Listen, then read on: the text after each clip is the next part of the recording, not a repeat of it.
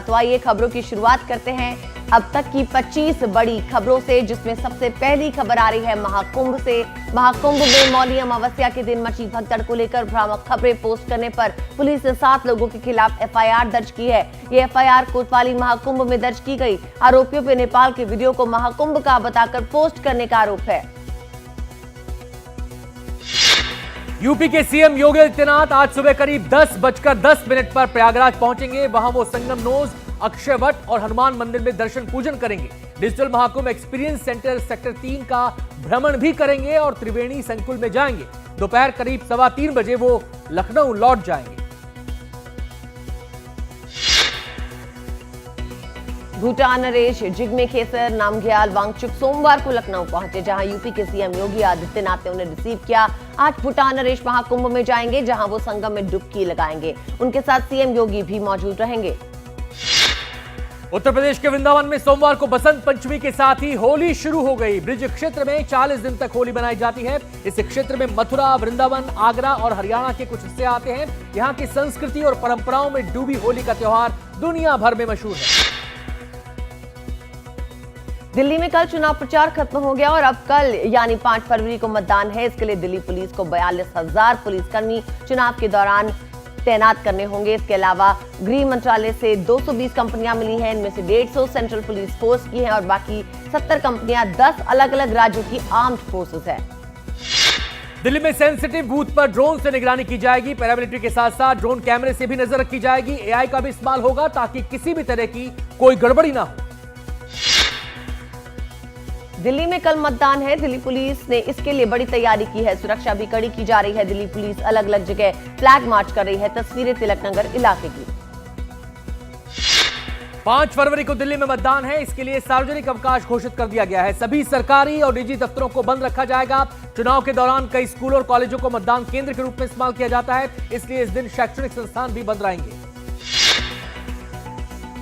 दिल्ली के मुख्य निर्वाचन अधिकारी कार्यालय ने विधानसभा चुनाव में शिकायतों पर कार्रवाई नहीं करने के आरोपों को निराधार बताया है। सीईओ कार्यालय का कहना है कि सी विजिल ऐप के माध्यम से 7,499 शिकायतें मिली। इनमें से 7,467 शिकायतों पर कार्रवाई की गई।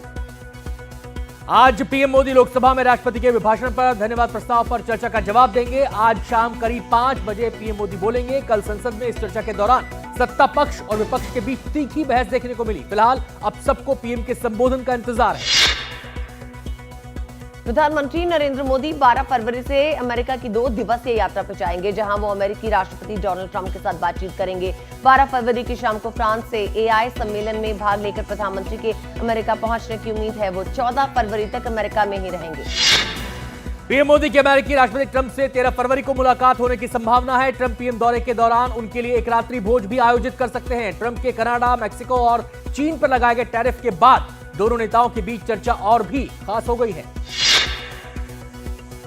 गृह मंत्री अमित शाह आज जम्मू कश्मीर पर सुरक्षा समीक्षा बैठक की अध्यक्षता करेंगे। इस बैठक में गृह मंत्रालय के आला अधिकारी और जम्मू कश्मीर सिक्योरिटी ग्रिड से जुड़े वरिष्ठ अधिकारी शामिल होंगे। बैठक में आतंक विरोधी अभियान को और ज्यादा धारदार बनाने पर चर्चा होगी। सुरक्षा व्यवस्था की रणनीति पर मंथन के साथ कई महत्वपूर्ण फैसले लिए जा सकते हैं। महाराष्ट्र सरकार ने सरकारी और अर्ध सरकारी कार्यालयों में मराठी में बात करना अनिवार्य कर दिया है। 3 फरवरी को इस बारे में नोटिफिकेशन जारी हुआ। दोषी अधिकारियों को अनुशासनात्मक कार्रवाई का सामना करना पड़ेगा।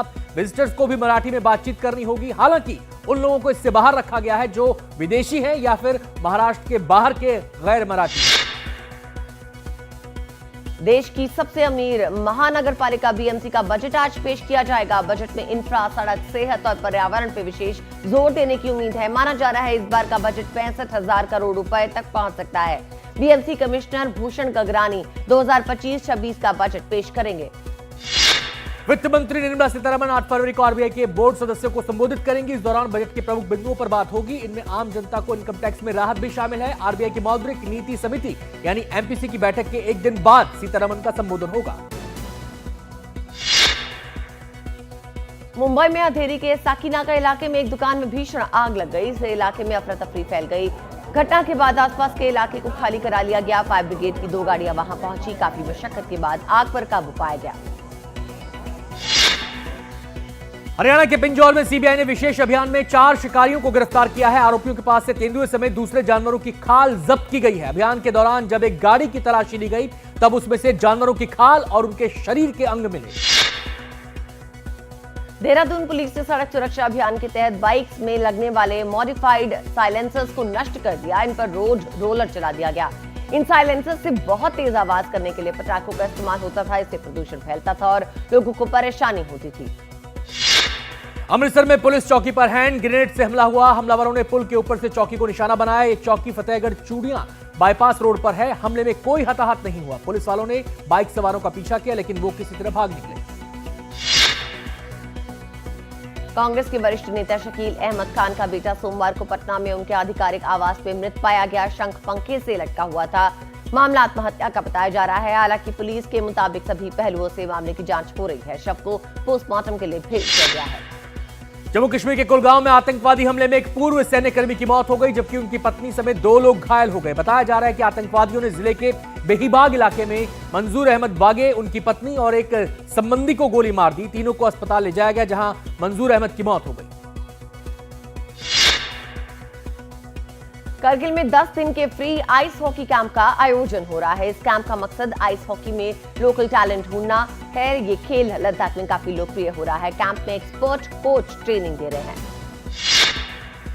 गुवाहाटी पुलिस ने शहर के एक होटल में अश्लील सामग्री तैयार करने के आरोप में एक महिला समेत 3 लोगों को गिरफ्तार किया है। दोनों युवक असम के, जबकि महिला बांग्लादेशी बताई जा रही है। बताया जा रहा है कि महिला को नौकरी का झांसा देकर बांग्लादेश लाया गया था। उत्तरी सीरिया के मनबिज में एक कार बम धमाके में 19 लोगों की मौत हो गई। धमाके में कई लोग घायल हो गए।